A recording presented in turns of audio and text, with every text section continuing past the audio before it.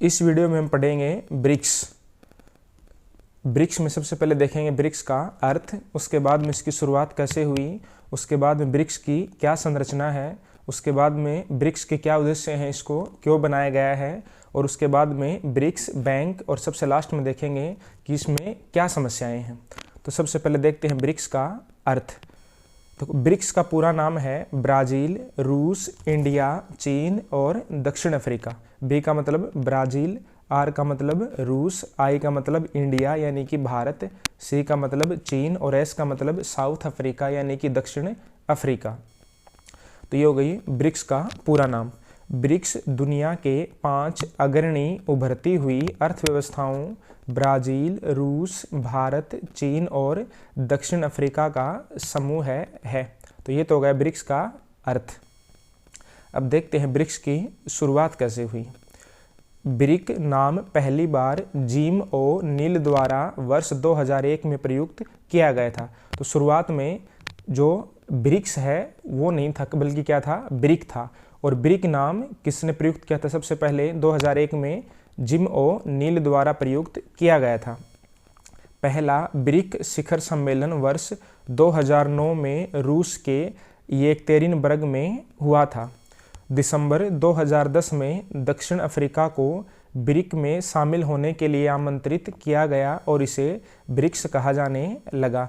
यानी कि 2010 से पहले इस संगठन का नाम था ब्रिक, क्योंकि इसमें केवल 4 ही देश शामिल थे, ब्राज़ील, रूस, भारत और चीन। लेकिन 2010 में इसमें अफ्रीका को भी शामिल कर लिया गया और ब्रिक का नाम हो गया ब्रिक्स। यानी कि उसमें कितने देश हो गए? 5 देश हो गए।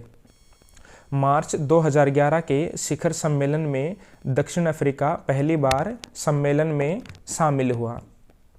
2011 का जो शिखर सम्मेलन था वह ब्रिक्स देशों का तीसरा शिखर सम्मेलन था और यह चीन में हुआ था।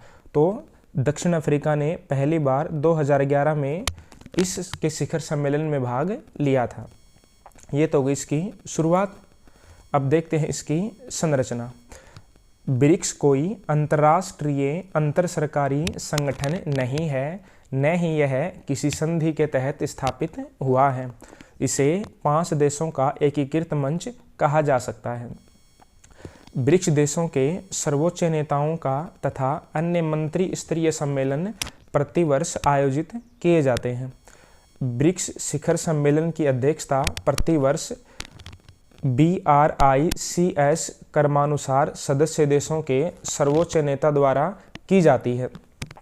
यानी कि मान लो अगर अब की बार ब्राज़ील में ब्रिक्स का शिखर सम्मेलन हो रहा है तो उससे अगली बार कहाँ होगा? रूस में। उससे अगली बार कहाँ होगा? इंडिया में। उससे अगली बार होगा चीन में, और उससे अगली बार होगा साउथ अफ्रीका में। यानी कि इसी क्रम से इन देशों के ब्रिक्स के शिखर सम्मेलन होते हैं।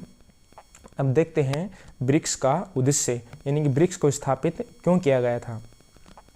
तो ब्रिक्स का उद्देश्य अधिक स्थायी, न्यायसंगत और लाभकारी विकास के लिए देशों के बीच सहयोग को व्यापक स्तर पर आगे बढ़ाना है।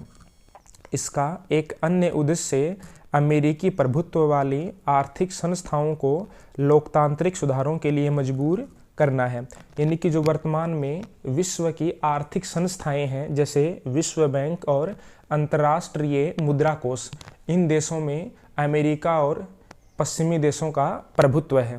यानी कि ये जो संस्थाएं हैं, विश्व बैंक और अंतर्राष्ट्रीय मुद्रा कोष, ये लोकतांत्रिक नहीं है, इनमें समानता का अधिकार नहीं है, इनमें अमेरिका और पश्चिमी देशों का प्रभुत्व है।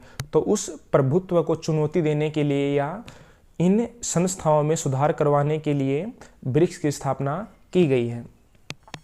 अब देखते हैं ब्रिक्स बैंक, यानी कि ब्रिक्स देशों का एक बैंक है जो इन 5 देशों में या इनके अलावा अन्य विकासशील देशों को भी लोन देता है, ऋण देता है विकास परियोजनाओं के लिए।